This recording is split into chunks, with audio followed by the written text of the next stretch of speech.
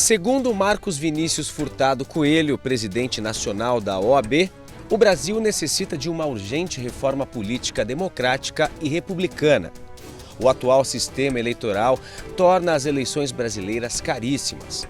O financiamento de campanhas por empresas privadas cria uma sobreposição venenosa entre política e interesses empresariais e precisa ser urgentemente extirpado das eleições.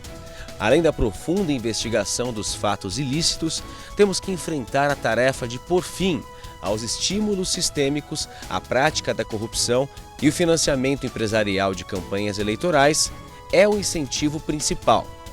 Não cabe à OAB pedir a condenação ou absolvição de acusados, nem comentar casos submetidos à apreciação judicial, mas tem o dever institucional de declarar que o povo brasileiro exige a investigação minuciosa de todos os fatos, bem como a responsabilização civil, administrativa e criminal dos autores dos delitos apurados.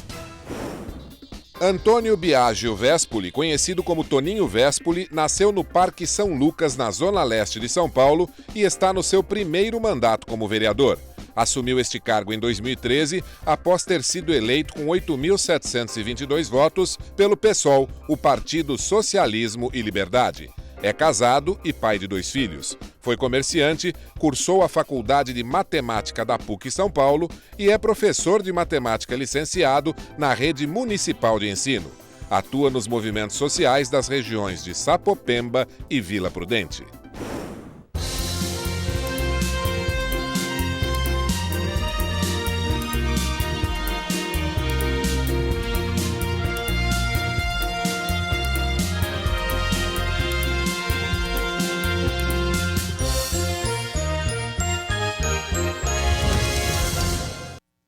Boa noite, meu amigo, minha amiga. O nosso encontro de final de noite, programa Ponto de Equilíbrio.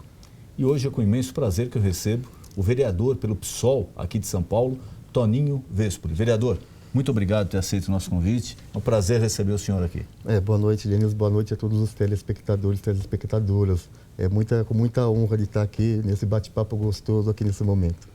Muito obrigado. Estava conversando aqui com o vereador. O vereador é o único representante do PSOL aqui na Câmara Municipal. E pela primeira vez que o PSOL elege um vereador em São Paulo, vereador? Isso. Nas últimas eleições que nós tivemos de prefeito e vereadores, o PSOL fez uma cadeira, né? Para conseguir uma cadeira, nós precisamos chegar a ultrapassar a barreira de 103 mil votos, né? O PSOL, no caso, toda seus candidatos, mais a legenda, conseguiram 120 mil votos. O senhor teve quantos votos? Eu tive 8.722 votos. Em São Paulo, aqui na cidade de São Paulo. Vereador, a gente conversava um pouco a área de atuação do senhor e a respeito dos projetos, tudo que tem acontecido aí na vida da cidade. E o senhor falava que, para mim, é um tema, além de interessante, é um tema, assim, primordial, porque tudo passa pela educação. Nós não vamos mudar o país se a gente não mudar o sistema de educação, se nós não investirmos pesado em educação e em trabalho. E não é que isso aconteceu só aqui, aconteceu no mundo inteiro. Se você pegar a história mundial, os países que deram a volta por cima, que cresceram, que progrediram, investiram o quê? Pesado em trabalho, porque sem trabalho não adianta, e também na educação. Como está a cidade de São Paulo na área de educação, vereador? Principalmente a Câmara Municipal está debatendo a questão da educação na nossa cidade. Até porque nós estamos lá confeccionando o primeiro plano municipal de educação. É um plano para os próximos 10 anos.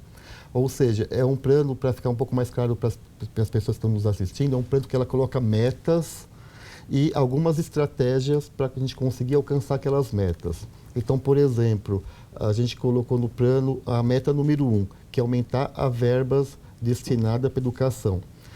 Hoje, como que funciona hoje? Hoje nós temos mais ou menos 25% para MDE, que é manutenção e desenvolvimento da educação. 25% do orçamento do município.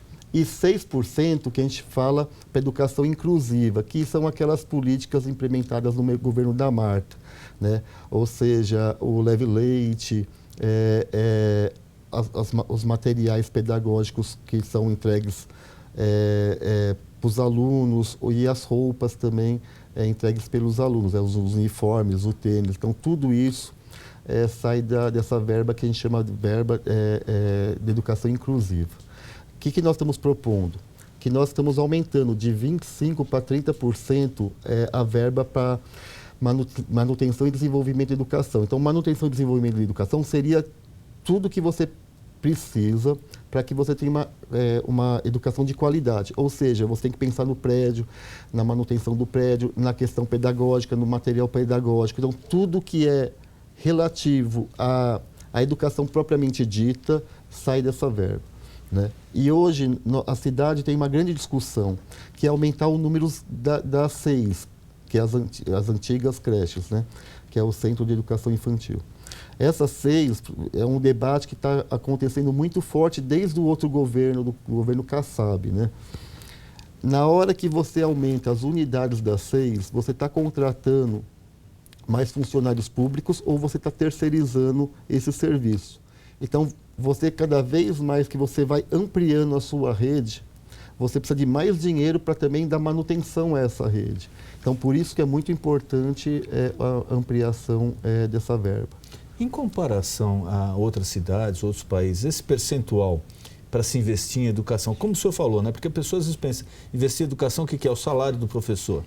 Não é isso. Não é só isso. Não é só isso. É uma parte importante, lógico que o professor tem que ser bem remunerado, mas também tem o custo de implantação da escola, tem a merenda, tem o uniforme, tem o transporte, tem uma série de coisas que envolvem. O senhor acha que isso daí é o suficiente comparado ao primeiro mundo ou a gente tem que melhorar muito? Então, a gente está um pouco atrasado na discussão quando a gente vai fazer pesquisas científicas quanto realmente a questão de quanto que custa um aluno para a rede municipal, para a rede estadual, para a rede pública, né?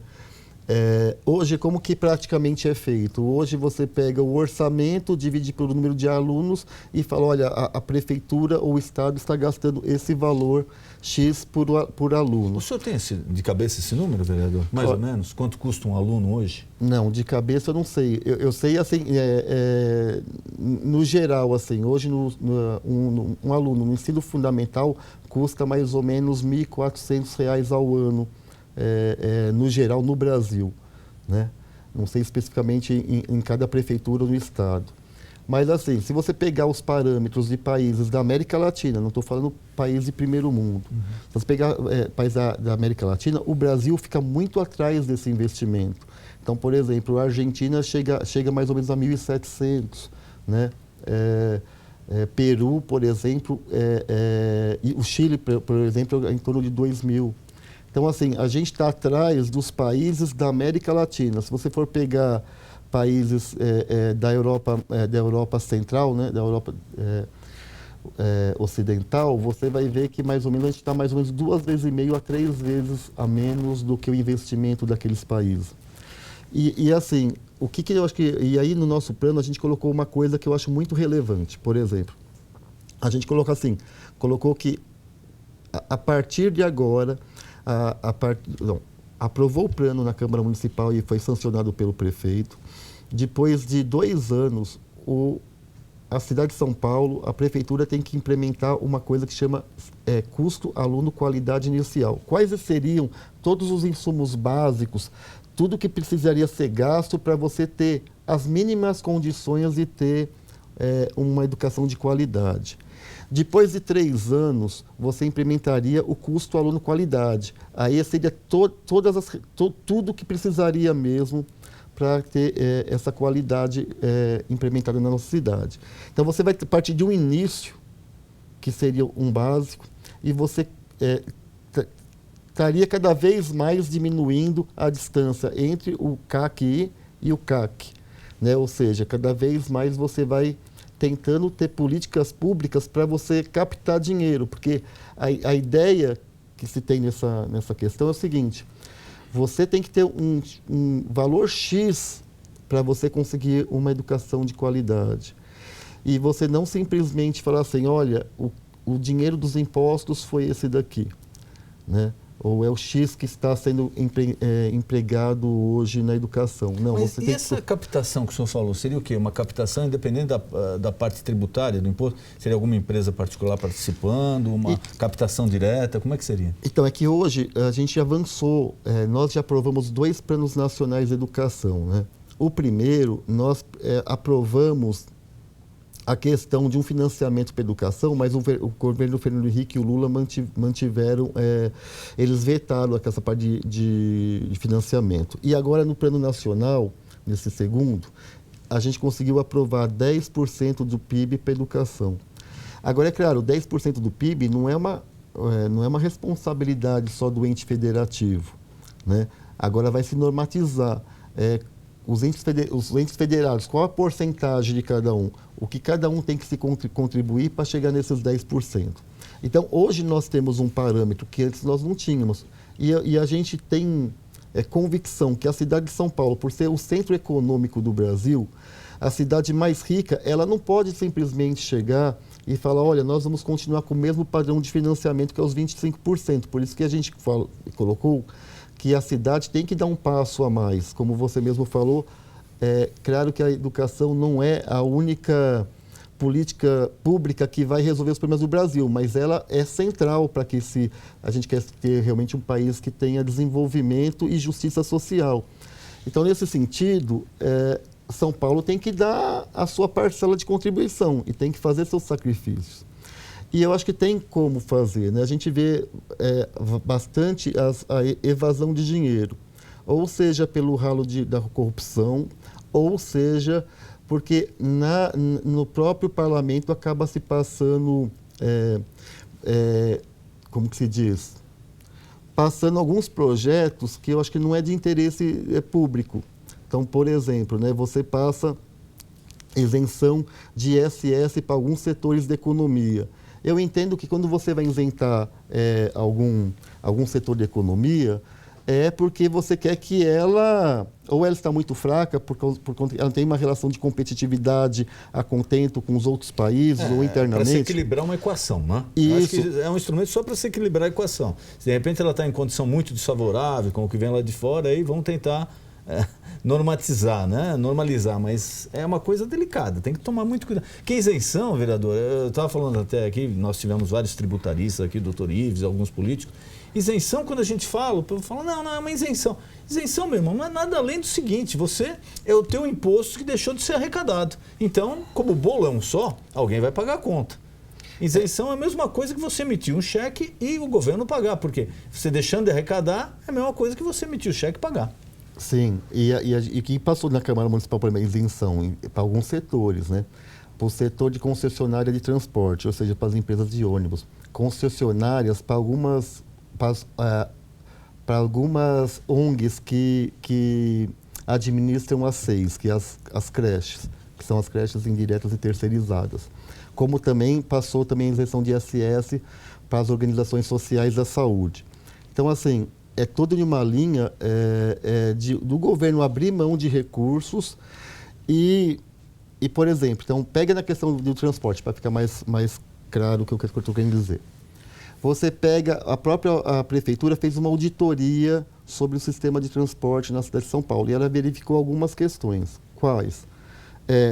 Uma delas é que de cada 10 partidas que uma linha de ônibus devia ter, só está ocorrendo 9 partidas, ou seja, os empresários estão deixando de fazer uma partida, certo? Isso já é comprovado através de auditoria. Auditoria feita pela Prefeitura Municipal. Pela Prefeitura Municipal. Então, a Prefeitura que fez uma auditoria e constatou isso, né? E, logo em seguida, o prefeito Haddad aumenta, depois dessa auditoria, naquela mesma época, o prefeito Haddad aumenta a tarifa de ônibus. Então, o que fica na minha cabeça, assim, né, quanto vereador, mas quanto morador dessa cidade, que também toma ônibus, que pega metrô, quer dizer, você tem comprovadamente os empresários fazendo uma coisa que é ilegal e que isso determina um pouco ou bastante a qualidade de vida das pessoas.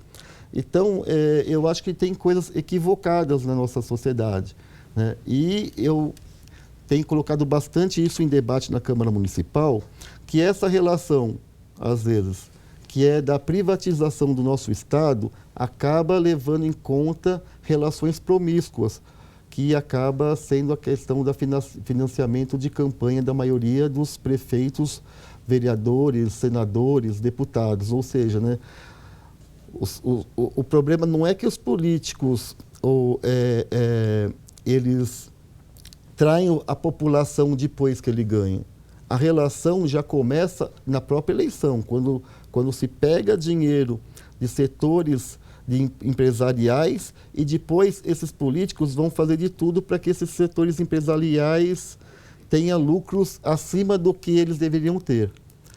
Então, essa que é a relação ruim que eu acho que está, e eu acho que acaba, no meu ponto, perpassando pelas gestões.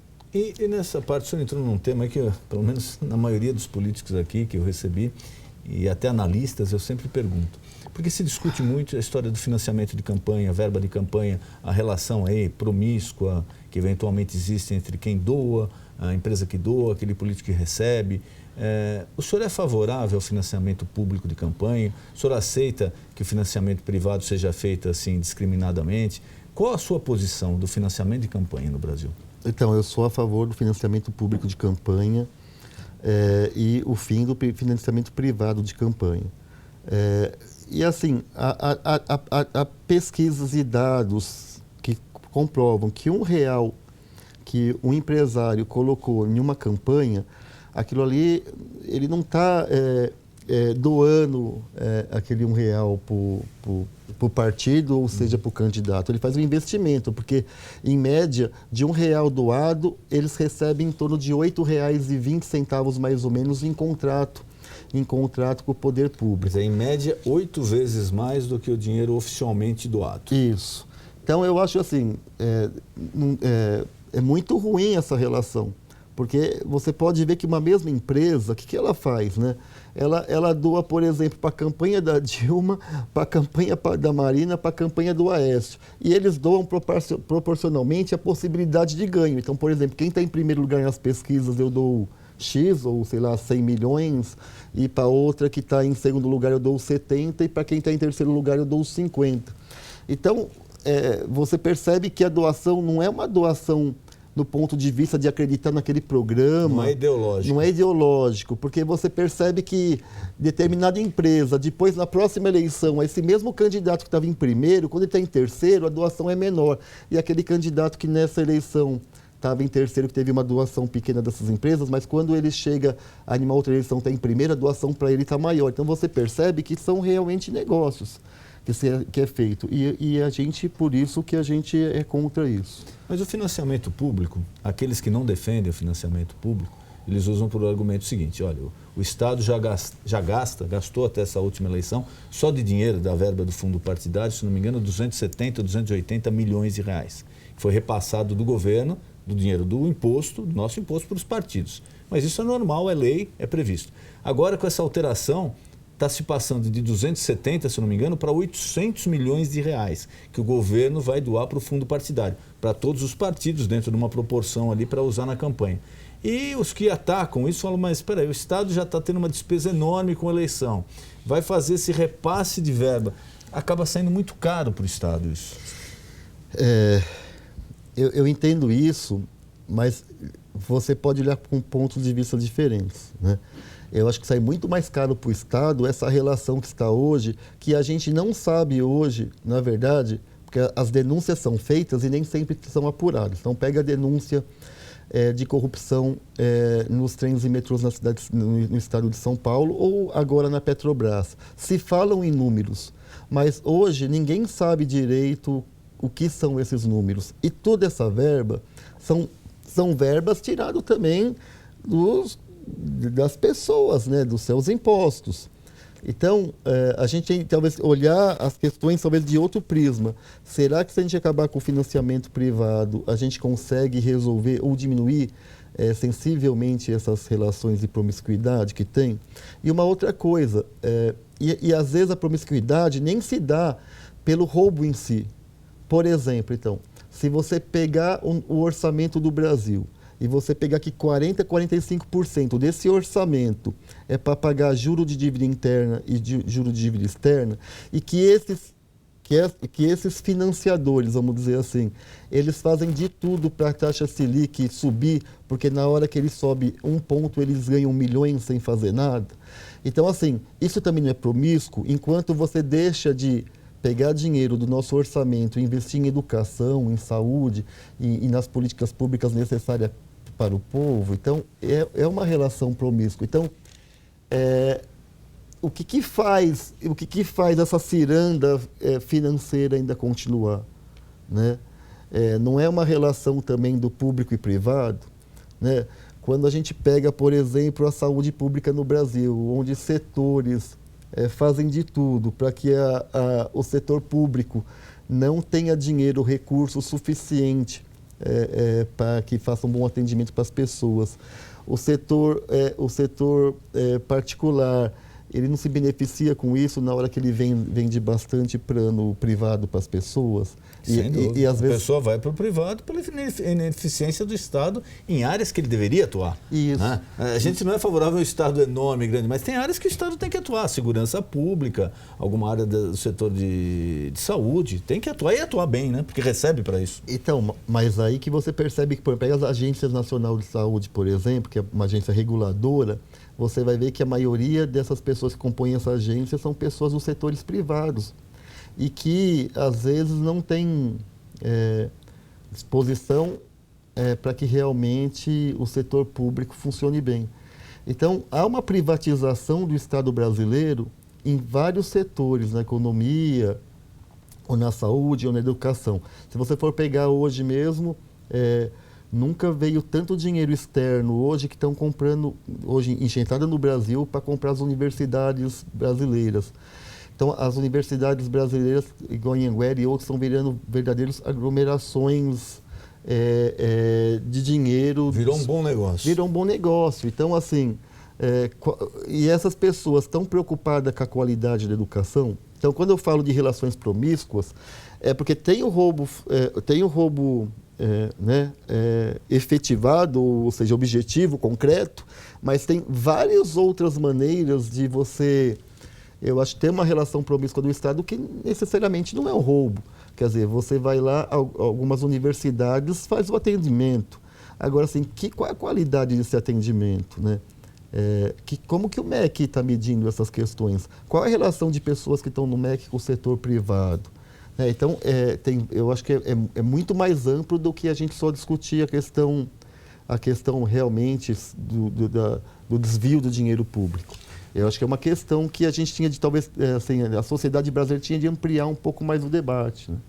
Porque é aquela história, o que se apura, né? Se denuncia tantos milhões, mas é o que o senhor falou, tem muita coisa que fica de uma forma indireta que não se apura e a sociedade também não toma conhecimento do quanto é. Né? Quando a gente vai falar assim, então vamos falar de financiamento da educação ou mesmo de pensar de uma reforma tributária. Porque no Brasil, por exemplo, os impostos indiretos é o que tem uma taxa maior, ou seja, imposto indireto é imposto de consumo. Na hora que eu compro um copo, eu que ganho X, pago o mesmo imposto desse copo e, sei lá, um empresário que ganha milhões também paga o mesmo preço aqui de imposto nesse copo. E você pega os países mais ou menos capitalistas, aqui não estamos falando de um outro regime central, eles taxam fortemente a renda e a propriedade, né? Então, se você pode pegar aqui as grebas de terra que nós temos aqui, dos latifundiários aqui, às vezes eles vão pagar menos ITR do que uma pessoa aqui na capital, do quanto que ela vai pagar de IPTU em uma casa sua de 250 metros quadrados. Então, mas aí o senhor se refere à área produtiva ou à área improdutiva? O ITR da área produtiva ou improdutiva? Não, em média, mesmo das produtivas e improdutivas, em média o ITR é muito barato aqui no Brasil. Em comparação ao resto do mundo é barato? Assim, o imposto é muito pouco, a alíquota é muito pequena. Então, teria que também se pensar o seguinte, então, quem é que tem que pagar imposto nesse país? Queira ou não queira, pessoas que têm propriedade, pessoas que têm... Quando eu falo pessoas, eu estou falando pessoas jurídicas, né? Pessoas jurídicas que realmente têm uma elevação de lucro muito grande. Se você pegar o ano passado, por exemplo, os 5 maiores bancos, né? Acho que foi o Banco do Bradesco, Itaú, Banco do Brasil, os 5 juntos ganharam no ano 60 bilhões. Quer dizer, como que pode ter uma crise, igual nós estamos tendo, desemprego aumentando e você ter um lucro extraordinário de 5 bancos? O outro é o Banco do Brasil, Santander, de 60 bilhões. E assim, na crise, eles aumentaram o lucro deles em 12%. Então, assim, é inadmissível que num país pobre igual o nosso, onde o imposto indireto é uma incidência muito grande e os pobres pagam mais impostos que os ricos, você vê aglomerações dessas financeiras ganhando tanto dinheiro e fazendo lobbies, inclusive, para não se pagar imposto, ou se aumentar as suas taxas de serviços, né, que o banco... As tarifas. As tarifas, né, que são as tarifas, as taxas de serviço. Então, é inadmissível isso. Então, assim, se a gente for pensar em uma justiça social, aqui eu não estou falando assim, mas vereador, então a iniciativa privada então não tem que ter lucro. Não, ao contrário, a pessoa investiu, ela tem que ter lucro, mas cabe ao Estado controlar as relações sociais, as relações econômicas. O problema, no meu ponto de vista, é que essas grandes conglomerados econômicos, elas hoje tomam conta do Estado. E tomam conta do Estado ou financiando a maioria dos candidatos, né, nas eleições, ou por outros mecanismos, mas que aí a gente pode falar de máfias, né, como máfia do ISS. Por exemplo, se a gente falar que máfia do ISS na cidade de São Paulo, quanto tempo já que as pessoas não escutam falar de máfia do ISS? O ISS, só para o nosso telespectador, é imposto sobre o serviço, que é imposto municipal, né, que é cobrado aqui em São Paulo e nas outras cidades também. Então, você vê assim, passa por várias administrações, ou seja, vários partidos e vários políticos diferentes. Mas você vê que a grande maioria das empresas são as mesmas que estão lá fazendo essa relação com o poder público. Então, o problema não é de um partido A, de um partido B, de um partido C, mas é dessa relação que se estabelece entre o público e o privado. Mas por onde passa a solução, vereador? Como é que o senhor acha que poderia se idealizar alguma coisa diferente, já que é injusto, diferente do que se tem hoje, para poder melhorar a vida da população, essa melhor redistribuição da carga arrecadada, da carga tributária arrecadada? Olha, a gente tem partido de discussões e de questões legais. Então, por exemplo, na própria Constituição já está implementado o imposto sobre grande fortuna. Mas o senhor é favorável? Sou favorável, só que ela não é debatida na sociedade e o governo também, os governos que se passaram desde 88, não se colocou essa proposta para a sociedade discutir e depois regulamentar a lei lá no Congresso. Eu recebi aqui o deputado José Américo, do PT, ele falou também do imposto sobre a grande fortuna, e eu perguntei a ele os valores, ele falou, não, a partir de 1 milhão. Então, esse número para o senhor também concorda, então, que para o Estado brasileiro, quem tem mais de R$1 milhão de patrimônio, entre carro, casa, dinheiro na poupança, imóvel, etc., tem uma grande fortuna? Olha, eu não tenho esse valor na minha cabeça, nosso partido ainda também não tem essa discussão do valor que tem que ser. O que eu acho que a gente não pode fazer é também o que eu penso que é grande fortuna, né? Não é a classe média também que às vezes ela trabalha muito para conseguir manter as suas relações econômicas e sociais e muitas das vezes ela acaba pagando tudo. Então ela vai para o setor privado, na educação, na saúde, isso, aquilo, porque ela não confia no serviço, da qualidade do serviço público. Então a gente tem que ter cuidado, eu acho, de pensar isso melhor. Qual seria o justo de um valor também que você não pega setores da classe média? Porque eu acho que essas já estão pagando a conta há muito tempo. Aqui em São Paulo, vamos falar sobre um apartamento aqui de 3 dormitórios, num bairro médio de São Paulo, é perto de R$1 milhão. Quer dizer, a pessoa que tem um apartamento de 3 dormitórios, não vamos contar nem o carro, uma poupança que ele faz para o filho lá ir para a faculdade ou alguma coisa assim, já seria taxado como uma grande fortuna? Será que é por aí que passa a nossa reforma? Eu acho assim, você tem que taxar lá a grande fortuna, eu acho que sem pegar a classe média, a gente quer pegar realmente quem ganha muito dinheiro nesse país. Agora sim, em outros países, na tabela de imposto de renda, por exemplo, você tem outras faixas. Além dos 27% mais ou menos, você tem faixas de 30%, 35%, outros valores. Então, na Alemanha, Canadá, para trabalho. Os Estados Unidos, a faixa máxima é muito próxima da nossa, também na faixa de 27%. Mas tem países como a Alemanha e Canadá que realmente chega a 40%. Então, de repente, você poderia fazer uma coisa mais justa, não o imposto sobre grande fortuna pegar realmente quem tem um patrimônio bem elevado e, de repente, você poderia discutir uma elevação da renda, ou seja, da taxação da renda nesse setor médio. Mas isso tem que acontecer sabendo depois que o Estado vai retribuir isso para a sociedade. Ou seja, você vai ter realmente... arrecadar isso, e dar contrapartida. Porque qualquer um gostaria, por exemplo, a pessoa já paga o seu imposto de renda, paga escola particular e paga o plano privado. Se ele realmente constata que esse serviço público é dado com boa qualidade no Estado, ele pagaria, com certeza, uma taxa a mais, um valor a mais, e nem reclamaria. O problema é esse, que nós estamos desconfiados bastante dos serviços públicos de tal jeito, que as pessoas vão vou pagar a mais, eu sei que eu não vou ter retorno nenhum. Vai continuar ruim. E é muito difícil toda essa relação, né? Então, pensar numa reforma tributária, mas também tem que saber gastar bem. Então, por exemplo, eu estou 2 anos e meio como vereador e eu passei por algumas experiências, né? Então, por exemplo, o vereador ele pode fazer emenda no orçamento, emenda parlamentar, para destinar uma verba para uma reforma de uma praça, uma reforma de um posto de saúde, uma UBS, alguma coisa assim. A maioria das nossas emendas que nós conseguimos liberar o ano passado, por exemplo, reforma de praça, todo contrato, na hora que você faz, não passa pela Câmara. Então, a Câmara vai explicar melhor para o pessoal entender. Porque, às vezes, eu estou partindo da minha cabeça do que da minha vivência. Então, quando você faz uma emenda parlamentar, você coloca no orçamento da cidade. Isso é feito em dezembro de um ano, que vale para o outro ano seguinte. Então, então, a gente conseguiu colocar que nós vamos reformar uma praça lá em São Mateus, por exemplo. Então, está lá timbrado, vai ser reformada essa praça o ano que vem. Esse dinheiro, como é reforma de praça, de zeladoria, vai para a subprefeitura. Então, a subprefeitura que contrata a empresa que vai fazer esse serviço. Ela vai, claro, pegar a lei 8666 e vai ver a melhor questão na hora da licitação.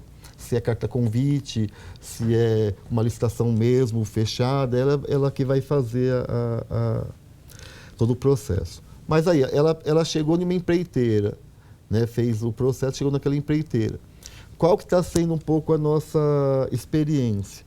Então, nas nossas emendas todas, a gente pega um assessor para pegar esse contrato e depois ir lá na praça e ver o que foi feito e o que não foi feito. Porque no contrato, a gente tem uma coisa que tem no contrato que chama descritiva. Lá tem toda a descritiva do que é feito, do que vai ser feito com aqueles 100 mil reais, por exemplo, ou 200 mil reais, depende do valor que você colocou lá no orçamento.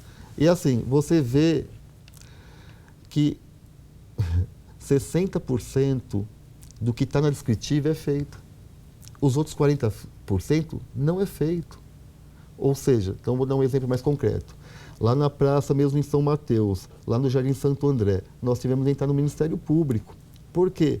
Porque a empreiteira fala que já acabou, a prefeitura, via subprefeitura, que mandou lá o seu representante, ou seja, o seu fiscal, fala que está tudo certo, e a gente vai pegar o contrato e falar assim, mas aqui era para ter 4 joguinhos de mesa com cadeira, só foi colocado uma. Mas aqui era para ter colocado os 500 metros quadrados de jardinagem, só foi colocado 100 metros quadrados.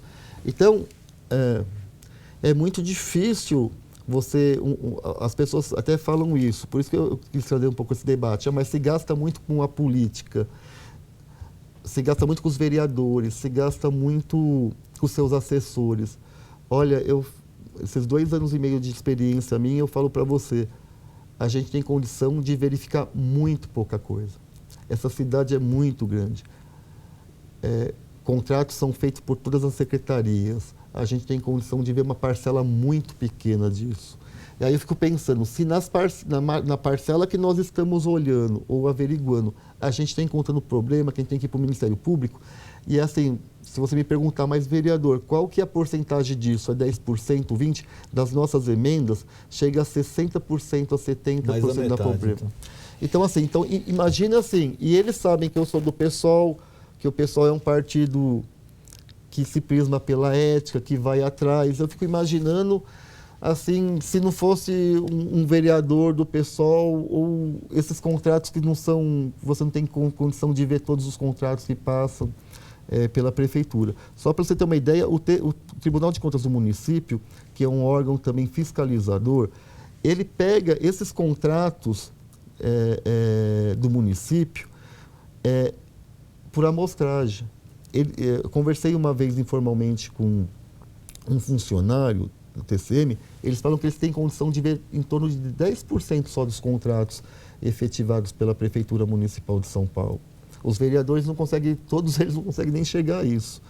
Então, para você ver, se gasta nessa cidade, mas se gasta muito mal, porque a gente não tem, o poder público não tem como realmente verificar como está sendo gasto do dinheiro na cidade de São Paulo. E a solução, para mim, não tem outra maneira do que você não dar poder ao povo. Ou seja, toda obra deveria ter um tipo de um conselho eleito para aquela obra, mas um conselho popular que ele fosse verificar todo o trâmite daquela obra, desde o processo de licitação até também a qualidade daquela obra e se tudo está feito conforme o contrato. Porque as pessoas que moram onde aquela obra está sendo feita... Não, sabem melhor do que ninguém. Isso, porque ela sabe que ela vai se usufruir daquilo. Então, aquilo ali acompanha o dia a dia da obra. Não tem dinheiro que compre a pessoa, porque ela vai usar aquele dinheiro da melhor forma possível. Vereador, queria agradecer a presença do senhor, nosso tempo já se esgotou, e queria deixar para a sua mensagem, algo que eu não perguntei, alguma mensagem que o senhor queira passar para o seu eleitor, para o nosso telespectador, por favor, fique à vontade. Eu sempre falo assim para as pessoas, né? As pessoas falam para mim assim, mas Toninho, você é professor de matemática, o que te fez levar para a política, né? Eu falo assim para as pessoas, eu acredito que as pessoas que realmente querem transformar esse país para que todos tenham direito, todos tenham justiça social, todos tenham uma qualidade de vida boa, essas têm que entrar na política, porque senão nós vamos ser governados, infelizmente, por aqueles que às vezes não querem um bem para todos, mas um bem só para uma pequena minoria aqui do Brasil. Vereador, muito obrigado. Foi um prazer receber o senhor aqui. Nosso encontro de final de noite, programa Ponto de Equilíbrio. Boa noite.